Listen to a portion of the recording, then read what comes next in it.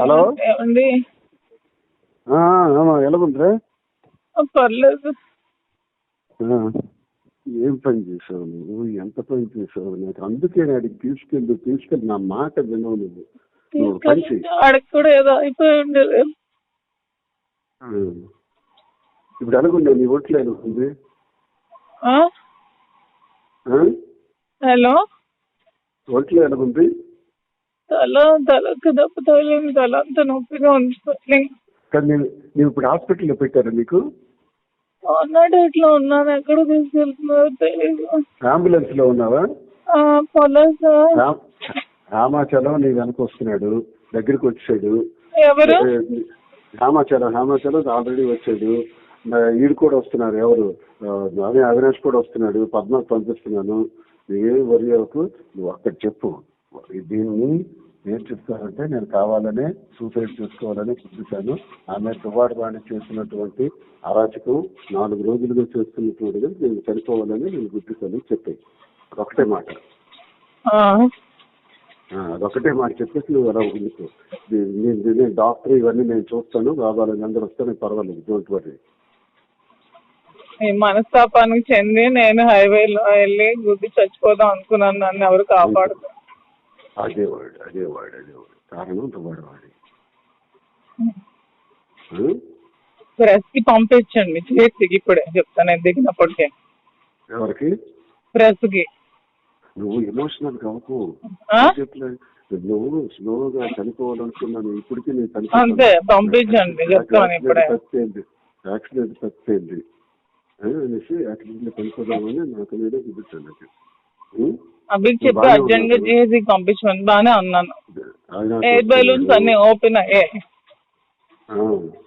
అవినాష్ వస్తున్నాడు, హేమ వస్తున్నాడు. ఫస్ట్ నీ దగ్గర హేమచంద్ర వస్తున్నాడు.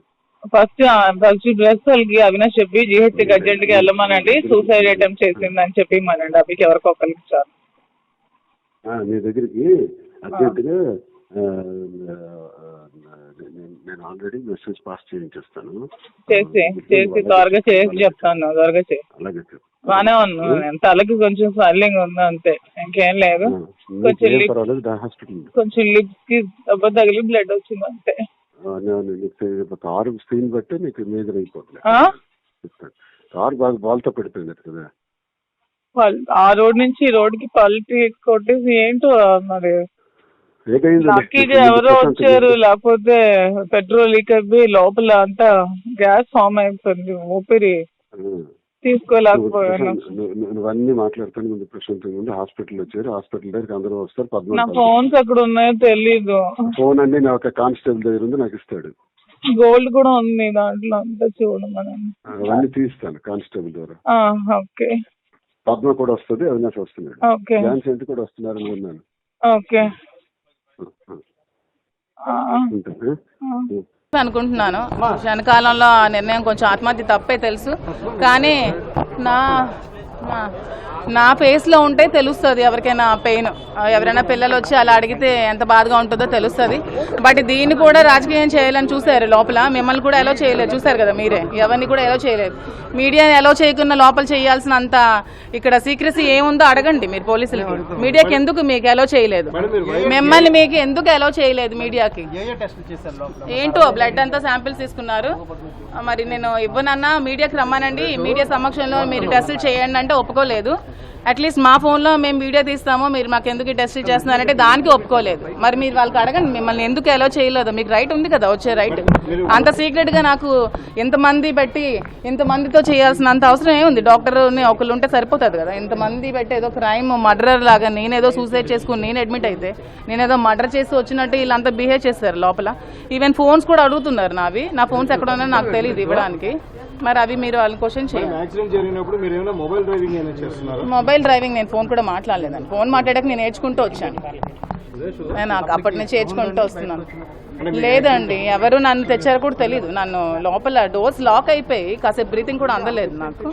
మరి లోపల నుంచి ఎవరు తీస్తారో కూడా తెలియదు. వాళ్ళు ఎవరు తీసారో కూడా తెలుసుకుంటాను. నెక్స్ట్ వాళ్ళకి అడిగితే చెప్తారు, తీసిన వాళ్ళు ఉంటారు కదా ఆ సిచ్యువేషన్ లోపల ఏంటి. అంటే మీరు ఏదైతే కార్ హిట్ చేశారో ఆ కార్ లో ఉన్న వాళ్ళకైతే మాత్రం సివియర్ ఇంజరీ జరిగింది. యాక్చువల్ గా నేను వాళ్ళని కూడా కలుస్తాను. యాక్చువల్ గా నేనైతే లారీని హిట్ చేద్దాం అనుకున్నాను, కానీ అది మిస్ అయ్యి కారు తగిలి ఉంటుంది. నేను వాళ్ళు కూడా వెళ్ళి కలుస్తాను పర్సనల్. ఆత్మహత్య నేరం అని తెలిసి ఆత్మహత్య నేరం అని తెలిసి అంతటి మానసిక శోభకు గురయ్యాను కాబట్టి ఆత్మహత్య చేసుకున్నాను. నా పిల్లలు నాకు క్వశ్చన్ చేశారు కాబట్టి నేను ఆత్మహత్య చేసుకోవాల్సి వచ్చింది. అంతటి మనోవేదనకు గురయ్యాను తెలుసు. నేను ఒక ఎడ్యుకేటెడ్, నేను కూడా ఒక క్లాస్ స్టూడెంట్, నాకు తెలుసు ఆత్మహత్య అనేది చాలా తప్పని తెలుసు. కానీ ఆ క్షణికావేశంలో మానసికంగా బాధ కలిగి నిర్ణయం తీసుకున్నాను. దీనికి కారణం దువ్వాడ వాణి అని చెప్తున్నాను మీ అందరికి. ఇంత సివియర్ పరిస్థితుల్లో కూడా మీరు ఇలాంటి ఇంత సివియర్ పరిస్థితులు ఉన్నాయి కాబట్టి మీరు ముందు బట్ ఒకసారి వాళ్ళని కూడా క్వశ్చన్ చేయండి. మిమ్మల్ని అలో చేయకుండా నాకు ఎందుకు చేశారో కనుక్కోండి. ఎలా చేశారు మేడం? తర్వాత ఏమో టెస్టులు చేస్తా ఉన్నారు. టెస్ట్ చేయడానికి ఎలో చేయడానికి ఏముంది? బ్లడ్ టెస్ట్ కి ఎలో చేయడానికి సంబంధం ఏముంది? బ్లడ్ టెస్ట్ జస్ట్ శాంపిల్ కలెక్షనే కదా, తప్పే ఉంది దాంట్లో. శాంపిల్ కలెక్షన్ ఇచ్చాను. ఆహా, అంటే అంతా సీక్రెసీగా అంతా నన్ను ఇది వార్న్ చేసి బెదిరించి చేయాల్సిన అవసరం ఏముందని అడగమంటున్నాను నేను, అది చెప్తున్నాను.